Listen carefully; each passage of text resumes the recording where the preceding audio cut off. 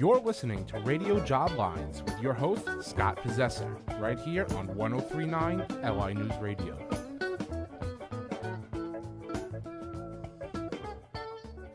Welcome, everybody. It must be Saturday from 2 to 3 p.m. because I'm here live at the radio studio at MacArthur Airport. We're here for you every week. The name of the show is Radio Jobline, and our goal is to get you a job, help you keep your job, help you succeed at your job, help you succeed in general. And today, we're going to talk a little bit about a subject that people find confusing, and the subject is project management. What is project management? You see jobs for project managers all the time. You wonder, do I have the certifications for that? Do I have the skills for that? Do I have to go to school for that? So there's some confusion about it. We're going to demystify it on today's show. So joining us is Brian Wagner, the Vice President of Marketing and Outreach for the Project Management Institute, the Long Island chapter. Brian oversees all activities and involving PMI LIC and the community email campaigns and company branding. He earned his MBA in Business Marketing and PMP-CSM CSPO certifications. You'll tell us all what those are. Also, as the creative project manager at the Wrecking Ball Studio and Labs, Brian is an expertise in managing all the elements of the product life cycle. So we'll talk more to him. And also joining us is James Kittle. You're the managing director from Firm Technology Partners. That's correct. And an accomplished project manager, no doubt. And yes, I am an accomplished project manager. And I work with Brian at the Project Management Institute Long Island chapter as the director of marketing. Okay, welcome to you both. We also have with us in the studio today one of my favorite project managers, Lori Carey. Lori is, I would consider her a genius project manager. I've seen her work, and she's our rock star today.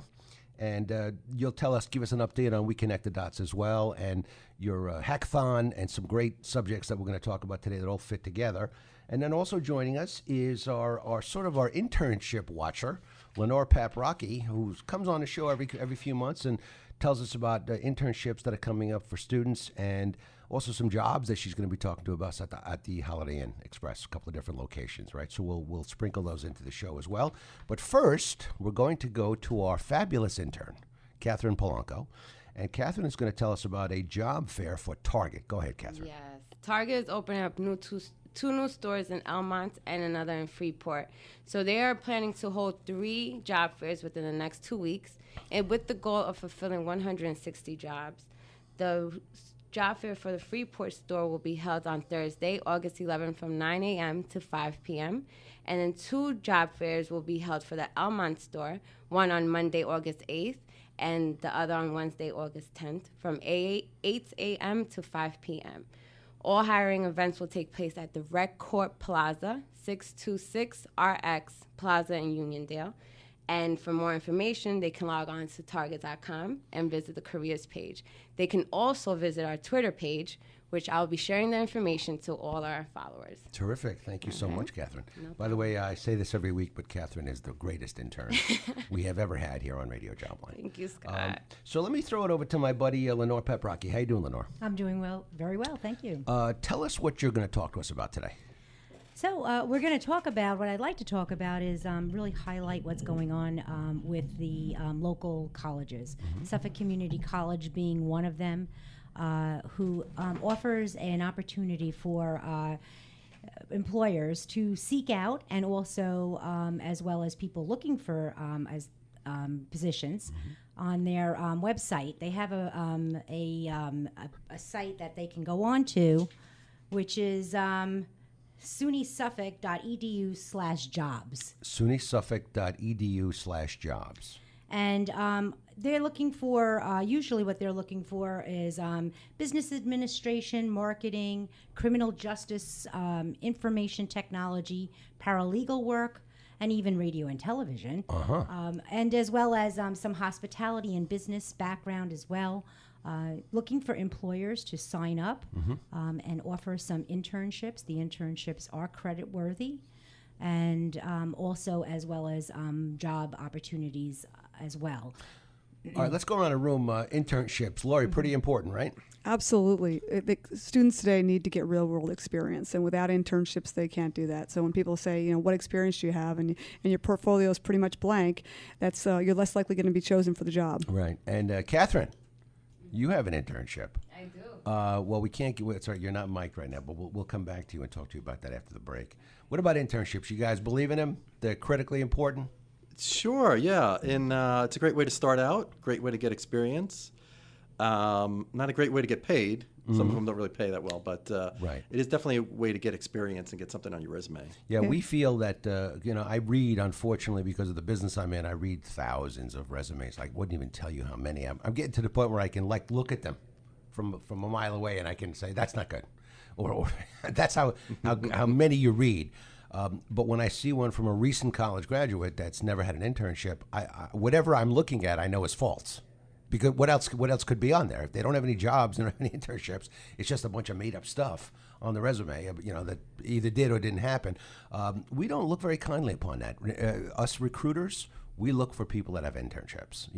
If they're recent grads, we use that as a criteria. You need hands-on experience to really judge whether or not that person is going to be a good fit for your business, as well as hands-on experience for the student to determine whether that's a job career they want to go into. Yeah. And we're going to talk about, we're going to shift over to project management. And I'd like to start with Brian. And Brian, if you could tell us a little bit about the Project Management Institute, the Long Island chapter. Sure, absolutely. Project Management Institute for Long Island it's a global company, but we're the local chapter for Long Island. And it's a professional organization where we have networking opportunities. We have monthly meetings where we have speakers come down. And we have training, and it's just a great way for people to kind of come together in a similar industry and really kind of sharpen your skills, meet other people, network. Networking is huge, and it's key in really any aspect, any field that you're in.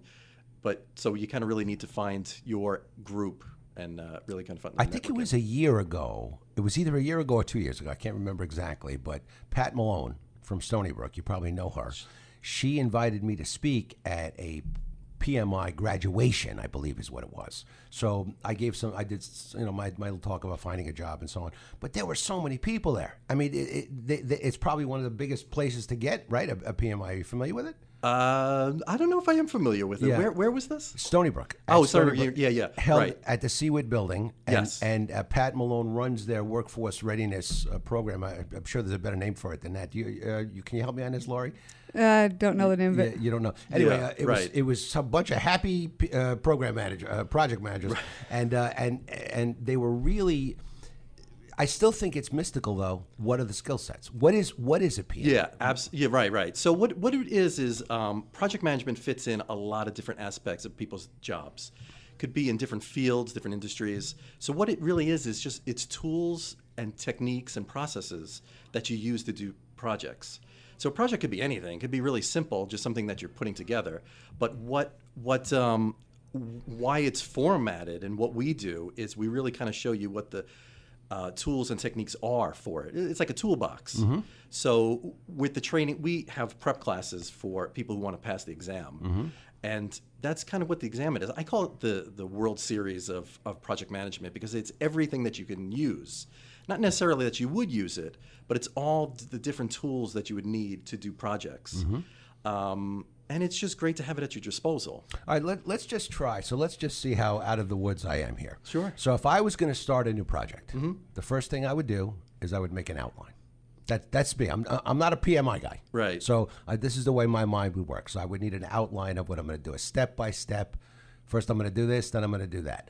Then I would take what it's going to take to do each of those steps, and I would flesh them out, and then I would begin my execution. So that's the way I would look at it. But I'm not in any way a project manager. I've never been trained in this, have no certificate. So where did I go wrong, and what else am I missing? That's a very good start, though, by the way. That's excellent. What we would kind of suggest, and James can back me up on this, is that one of the best ways to start is to find what projects have done before. Mm-hmm. So we look at the historical data of what's done, because we're not really trying to reinvent the wheel. Right. So if you're working for a same company, you look at what's done before, see how that project was done, and see if you can take some of the tips that were done before to see for future success. And also in this database of historical data, you will also see things that didn't work. So when you are starting your planning stage, you're going to see kind of what worked, didn't work. You're also going to use templates that you have from the company which is great. So you're not kind of starting from scratch with a blank Excel sheet, or if you're using software, you have something that's done already. Interesting. So that's really a great way to start. Is there such a thing as a certain software that people use for project management? Yeah, absolutely. Jira is a huge software. Spell it. Jira. Jira? Yeah, Okay. which is great, and there's tons of them. Right. That happens to be one of the biggest ones. Right. There's also different methodologies with project management, which is a different thing. There's waterfall, there's agile, there's traditional project management. So you also have to see what project you're doing and what methodology you want to use for the project. You know, IT would be different from, building the space shuttle. Right. It'd be vastly different. Well, how this you is approach that. let's flesh this out. This is one of the confusing areas, Right, Because absolutely. in the world of IT, there's a project manager, Yes. okay? But then outside the world of IT, there's plenty of project managers that have nothing to do with IT. Right. Yeah, absolutely. It's So different when they fields. created this nomenclature, they could have done a better job, I think. Well, it's about the domain experience. So go, Laura. It's about the domain experience, right? You can have some foundational skills that you need to be successful, whatever domain you're crossing. So if you have that background, that's what's nice about the PMI certificate, right? Because you have that domain level experience, or not the domain, but the foundational experience, and then you can apply it to whatever domain you're going to go into. So if that domain is IT, then you apply it there. But reality is, if you're going to go into the IT field, you have to have a little bit of both. You have to have the IT experience and the foundational skills of project management. And then you can apply those skills. So there's likenesses across any industry that you're going to apply it in, but there are requirements at each domain or each industry to be able to Stay have with experience. that, Lori. What are the foundational skills as you see them? Well, we teach in our for our students and adults, we teach design thinking. So design thinking, Stanford University has a model around design thinking, and there's a lot of models out there. But having an understanding of why you're first of all doing a project and what the needs are for the project, and then there's a concept now too with brain biases. We have to be careful of when you're going into a project. What are the parameters or variables that are involved that may help the project be successful or make it fail. And so teaching those skills to someone to understand and look for those things, to look to how to mitigate risk. How do you take on a project and know that who are the players in the project that are going to make it successful, and what bias do they bring? Right. Brian, if I was going to start a project, Right. and I was going to do it my way, which was the totally uneducated way of doing it. So, but I'm just using logic. Right. That's all I had going for me. But what would I have done if I was a real experienced certified PMI? I had the same thought. Right. How would I have? How would my brain have worked at that point? One of the big keys is collaboration and communication. So you're going to be working with a team of developers or whoever you're working with. You're working with an owner, product owner. So you kind of really want to work with everybody and kind of see what you really need. So that's a kind of a big thing too, like the discovery part of the project, to flush out what you really are looking for, what you want the end to be, acceptance criteria. So those are kind of big things that you kind of really kind of want to work on from the beginning. And it alleviates risk to the project. In the beginning is the best time to find those things out. So the one thing I did not do is look at any historical data. Right. No. So that was one mistake I made. That's Right. a big mistake. Big mistake. Yeah. Right. That's a big. You don't want to create the same mistakes. And then kind of working with the team. The team is really going to be the key in kind of estimating how long this is going to take, or how much this is going to cost. So that is a big key to, that's why Agile, I don't know if everybody's familiar with Agile, but it's a very collaborative, open, transparent way of doing project management. And it's really kind of a great way to kind of really, everybody works together, they join ideas. Tell people that don't know about Agile what it is. Right, so Agile is a mythology of project management. Am I saying that right? Mythology? I think so. Methodology. Methodology, Methodology, right, there yes, you go. methodology. Mythology. Some Wait a order of second. He's mythology wrong. also. Right. So it's a way of doing project management where for IT projects, project management traditionally has a long planning stage. So you could I use the example of a space shuttle because it's such a big thing. You could spend 6 months planning an aspect of building the space shuttle. But if you did that with software, by the time you planned it out, the software would be outdated. So they used Agile to kind of really speed up that process. So it's done in short increments. So within 2 weeks, you can have an actual working code already sent out, and then you'd be doing updates. So that's kind of why they did Agile, to kind of speed up the process, to bring deliverables a lot sooner. So So that's why it needs a lot of collaboration and openness. So it cuts down on the planning stage, Right. and it really kind of brings more of a delivery. And that was the other mistake I made, because I originally put it on myself. I did not Yes. think to collaborate with Right. anyone, nor did I look back at the mythology or methodology or history of any of those things. No project manager works in a cave, Right, right. you know? Right, unless you have those Mountain Dew cans, you got to have those.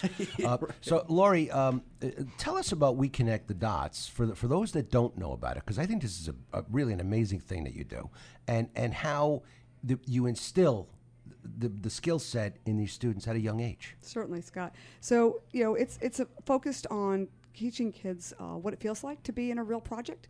So, for example, they do a 10-day program, and when they first come in, they're working with people they have no idea who they are.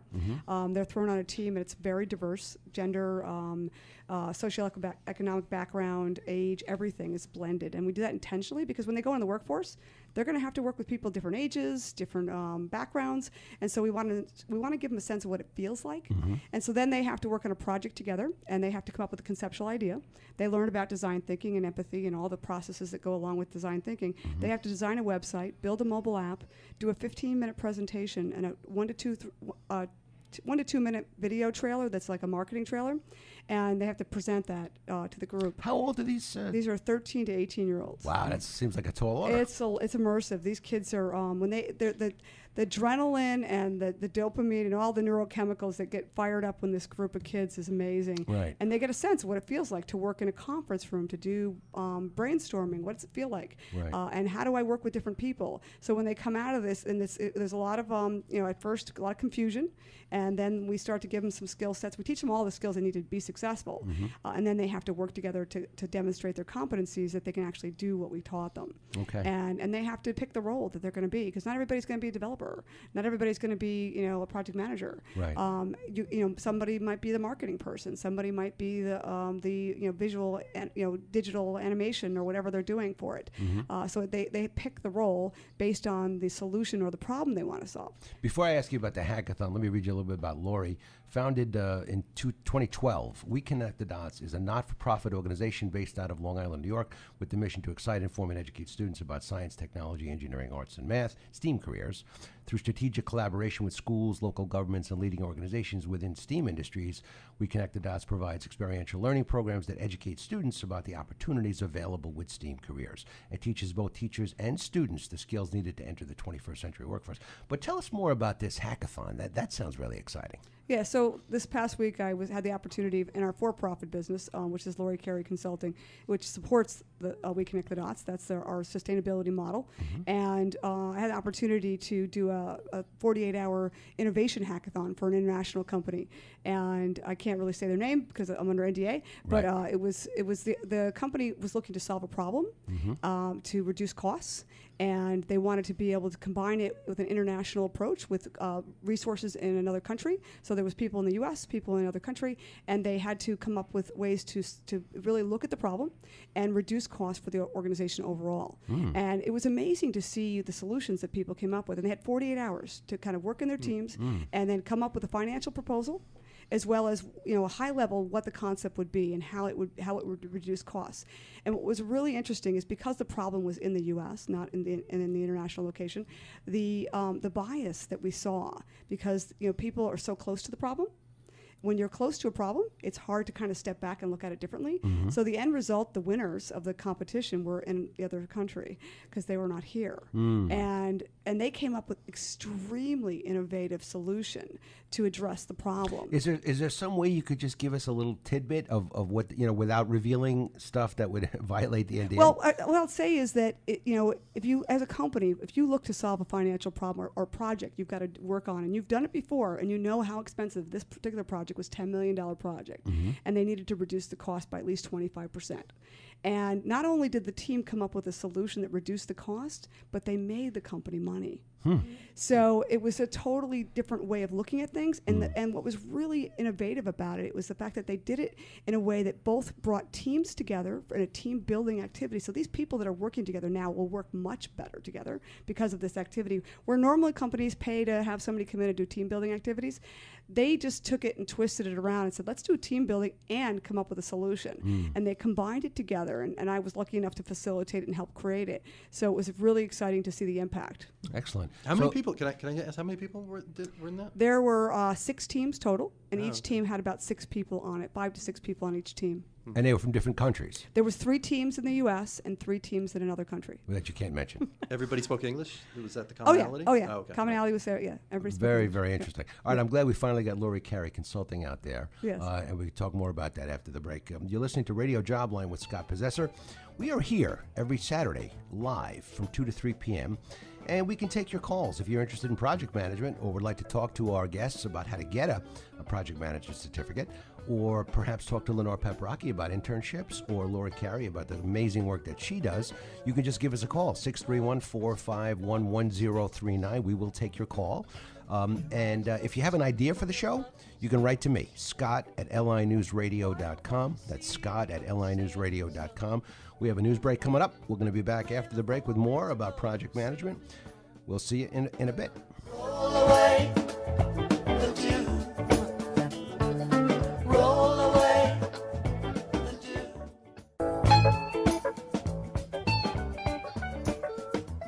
dew. Welcome back to Radio Jobline with Scott Possessor right here on 1039 LI News Radio.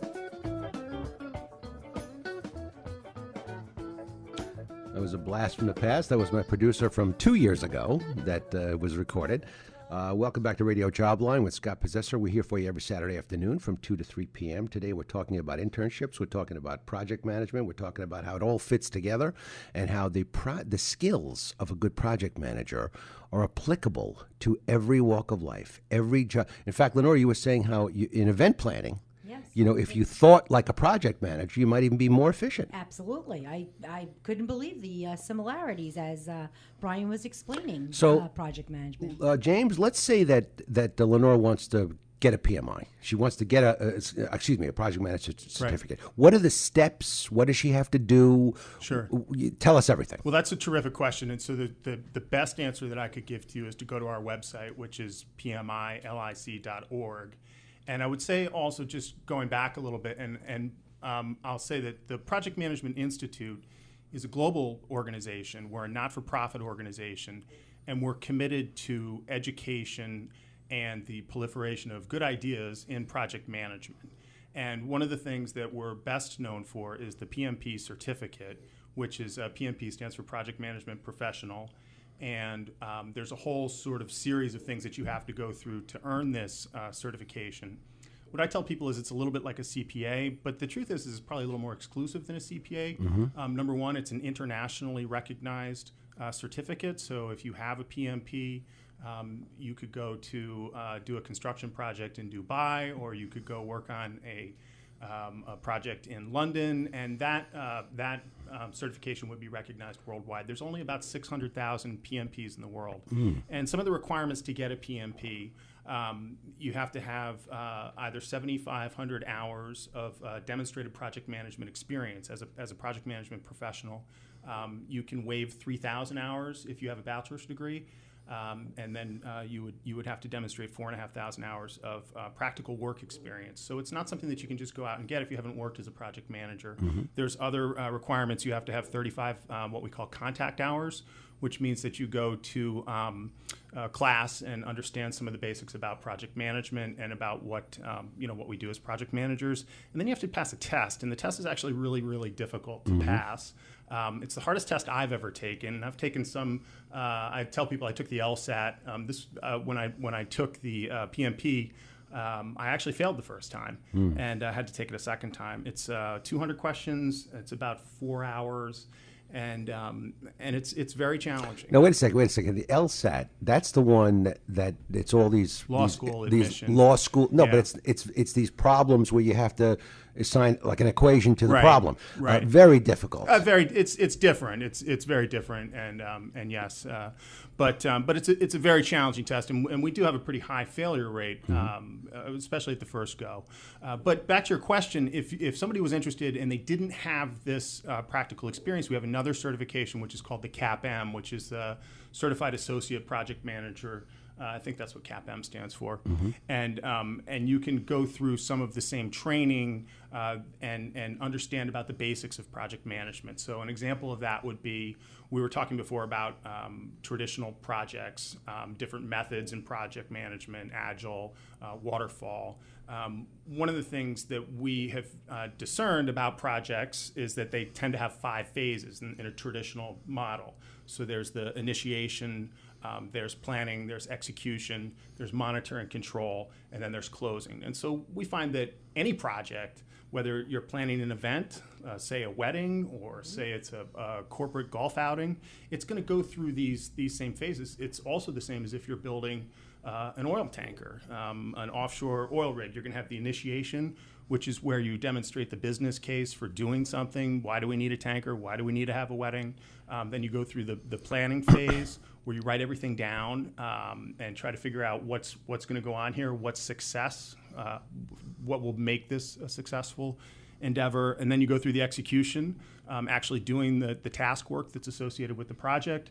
You have a monitor and control phase, and this is where you really look at what's going on. Are we spending too much money? Are we not spending enough money? Are we on schedule? Are we off schedule?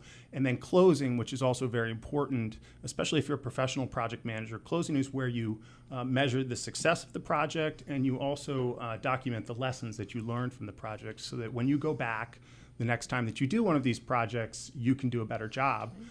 So those are some of the things that we talk about. And like I said, if you go to the website, you can learn all about. One more time, give the website. It's pmilic.org. Okay, we're also talking in this show today about internships. And we can't talk enough about them because internships lay the foundation for the experience you need to get a job. And I wanted to ask Catherine Polanco, who's the world's greatest intern, what she feels about the internship. What's different about learning in an internship environment versus learning at school, Catherine? Well, with the internship experience, I have more hands-on. I have a more clear understanding of what it takes to perform, to do the job, to do it right. I see the downfalls, the upfalls. Now, when I was in school, it was through textbooks and professors. And these are professors that are just taught through the textbook. So it's a different experience. It's definitely different. And you saw, when I came in this week, when we talked prior to today's show, you saw that I wasn't happy with the guests that we had. So we had to then we had to completely redo the show. And this is something that you can't really have seen that in school. Correct. Right? Because there's an attitude and a bigger picture that you can't see beyond the two-dimensional textbook. So although the learning materials that they have today are amazing, I did learn from textbooks, but my daughter-in-law was showing me, she's in med school, how she's got an iPad, and it overlays every system in the body. So you have the digestive system, you have the respiratory system. You can link them, you can unlink them. It's just absolutely amazing the way the learning is today. So I hope that students are smarter than we are, the generation that did not have those capabilities. Lenore, you have a couple of internships to tell us about, don't you? Yeah, well, at the Holiday Inn Express in Stony Brook, we offer internships to the local students, Stuff Community College, Stony Brook University. I also now have a link with St. Joe's because they just started a hospitality program. It's credit worthy, but the good thing about it is he's not only going to go work in hospitality, and this is where I try to explain to especially professors from the business department and economics, you're learning all about business.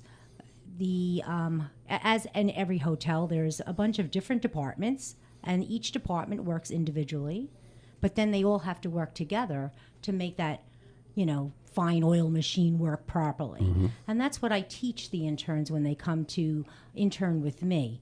I teach them how they get an opportunity to work in every single department and then get to understand how that works individually, but yet still has to interconnect so that everything runs smoothly. Okay. Now, how do people get a hold of these internships and actually apply for them?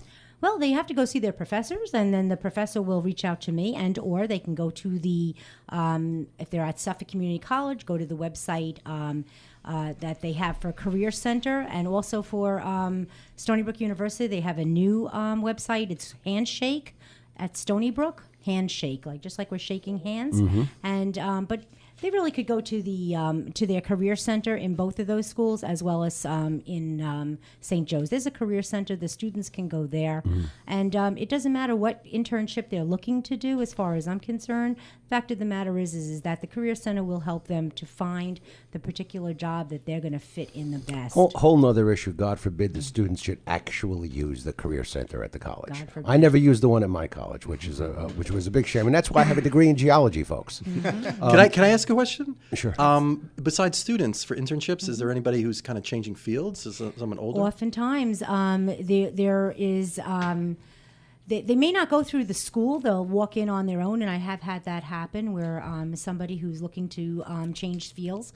Hospitality does interest a lot of people, and I always say best thing is to shadow somebody, even if it's for a day or two, sometimes a month, and then you can decide whether or not you're going to think that this is something you want to trade off to. So there are those positions available as well. Usually they get paid minimum wage if they're not getting credit-worthy credits from a school. Okay, very good. Now, Lori Carey Consulting. Yes. I want to hear more about it. What does it do, and how does it help people?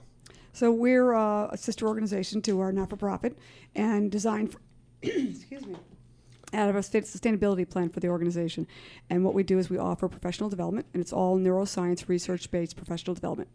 And what that means is that we look at the latest research of neuroscience from neuroscientists like Matthew Lieberman, Carol Dweck. Well, just back up one step for people that don't even know what neuroscience is. Okay. So we've learned more about the brain in the last 20 years than we have in our lifetime. And we don't apply it anywhere. So we don't apply it in education. In some ways, we're starting to. So and because of people like Carol Dweck, we are. So we're seeing, we understand how the brain works, how we learn, how we think, how we behave, how we communicate. And so taking that knowledge and information, applying to communication skills, to project management is huge. And seeing a much greater success rate in projects because of that, and much greater communication skills and communication situations because of it. I was just thinking, Lori, I'm looking at you and I'm thinking, so you actually started a for-profit business to support your not-for-profit business. Correct. Which I think is brilliant. Yeah, in order to run a not-for-profit, you guys from the PMI, it's challenging getting sponsors and supporters. We've been doing it for 4 years, and everything we've done in the last 4 years has been done with minimum amount of funding outside. And so we can't continue to sustain unless we have a sustainability plan. Right. And so what we do is the for-profit was started to do just that, to build that model up and to build. And so now imagine running 2 startup companies. A little stressful, but it's exciting, and I live on that. So so then for-profit is now getting, starting to build up its revenue stream and starting to build up and getting its foundation set, so that eventually, not yet, but eventually it'll support the not-for-profit. And they're tied together really cool, because what we teach the students, we teach the adults. What we teach the adults, we teach the students. So it's amazing to see a child understand how their brain works when you start to talk to them about neuroplasticity and how they learn. A child who may think that they're not good in school will totally turn around, because now they understand the science behind it, and that the fact that they can learn. They just need to understand how it all functions and what contribution they need to make themselves more successful in class. And so adults, same way. It's amazing when you talk to adults about the chatter in their brain. You know how when you talk to yourself, they'll deny it. And so, it's reality is it's good to talk to yourself. It's really important. We know through neuroscience research that if you talk to yourself in a positive way, you can change and make things happen for yourself. Talking negative is not a good thing. So those are all the things. Let me ask a question about this, because this is one of my favorite subjects. I always tell people that are negative Nellies that they shouldn't be. They're a disease. If you say I'm not going to get a job, I'm never going to find a job, this is the worst thing that ever happened to me, all you're doing is helping your brain. fry you. Well, what you're doing is you're paying attention to that. So the more attention you put at something you don't want to happen, the more it will happen. So you have to put attention where you want things to happen. It's like a self-fulfilling prophecy. Yeah. It is. Yeah, you're absolutely. creating whatever you want. Right. And people even use the negativity. They'll create that negativity. I used to give these workshops when the job market was at its low point, and I would go in and talk to, say, 40 or 50 people who are just unemployed people, and most of them were wonderful, but one or two in every class were angry. Absolutely, almost violently angry. So that every time I would suggest an alternative to what they had been doing, which wasn't working, they would explain to me why it won't work. So Scott, bring that back to project management. So imagine if you have bias on your project and you've got leadership or somebody within the project or even the project manager who has an attitude or who has bias about the way something should work, and they're not open-minded, they're closed-minded. That will destroy a project, cost companies millions of dollars because of brain bias. Well, that's also with a big thing that you try to get with the team. So when you have a development team, you really try to get buy-in from the entire team. Right. So everybody's in it. Because if you have one person who doesn't agree the way you're doing it, they're really going to sink it. That's back to your collaboration. Yeah, right. So you really kind of had to focus on the whole thing, right? Now, let's just talk a little bit further about the project management skills. I also want to know about the software you were referring to before. Right. Because there is software out there. I'm sure Microsoft, has software products. Yeah, Microsoft Project is the huge Well, one. right. I mean, that's, But that, you know that what? wasn't The rocket number science. one Yeah, project right. management tool in the world Excel. is Excel. Yeah. Yeah, that's And that's what I that's use. crazy. But it is. But- It's because it's easy. It's, Yeah, it's, I know. It's, people can do it quickly. Yeah. But that's reality. It's Yes. Is it the right one? No. Right. But is it number one? You know what's taking traction now though is a lot of the online Oh, absolutely. browser-based types. Smart Sheets. Oh, yeah, Asana. right. They're really Microsoft actually just came out with a new Planner. Microsoft Planner. Yeah, which is we part use of it. their We Office use it with all of our 365. playbooks. Terrific. It's amazing. We She love worked it. for Microsoft for how many years? 10 years. 10 years. Yeah. So very interesting stuff. So, okay, so if we're the average person who's not gifted with lots of resources, what's the best? there's so many free ones that you can find. That's what I'm talking about. Yeah, tons of free apps and stuff like that you can find online. Brian and then I they use, charge you. We use Slack, which we love. Yes, Yeah. right. Spell it. Slack, SLACK. Slack, and that plugs in with Asana, which is a good task manager. Right. Brian's right. There's tons and tons of things that are out there, and if And nothing are a you should have to casual- pay for. Nothing you No, really. if you're a casual project manager or a small business owner, you can absolutely leverage things that are free. That's why Excel is crazy when Yeah. you hear that that's the most used Yeah. one. Yeah. Because even Jira, which is great, I think it's $10 a month. Yeah. And you get like 5 users. Yeah, so I'll plug the Microsoft piece. So a not-for-profit, we run our organization, and Microsoft provides all the software for us for free. Oh, And well, so, then that's the way to go. Yeah, so we use Office 365, and Yeah. it comes with Yammer, which is Yammer's Yammer, Right, I've heard right. of it. and we just did this. The company that I just worked with, we used Yammer for the hackathon, the innovation hackathon, and it was amazing to see how collaborative people used that product to do that. So using Yammer to do that international collaboration and to really share concepts and ideas and to keep everybody in the loop of what was going on was just phenomenal. We're actually implementing that Office 365 with the PMI LIC. The board of directors is going to start to use that this Well, fall. Laurie Carey Consulting can certainly help you do that. That's what we do. That's what we do here in the booth. We network. Right. Which is big. And just to know, we only do not-for-profits. Oh, well, that's us. We don't. Yeah, we just doing an Australian company right now that we're finishing up their Office 55 and Yammer and CRM for them, and it's a not-for-profit organization. So we decided, as we kind of delve in, we're technologists at Laurie Carey Consulting, that we would do focus on not-for-profits because it ties back to our not-for-profit. You could do a lot worse than Lori Carey. So I'm just telling you Right, right yeah. now. I think we're going to talk afterwards. Definitely Yeah. talk afterwards. Definitely talk. Yeah, we're going to build some stuff. right. But that's a key there are so many great tools to use, and it just makes it so much simpler. Yeah. Now, listen, we've done a great job demystifying it because I think so far we've actually named the number 4 or 5 skills that are needed. Right. We're giving the platforms and the software that people can use to do this. Right. We've explained why it's so necessary. Lenore gave a great example of event planning. Right. That's really you really need to be a project manager for that in order to do it right. Yeah, right. And not haphazardly. Right, absolutely. There were projects I did before I got certified where I look back now and it's crazy the way I did it. There are just so many other techniques, like realizing all your stakeholders.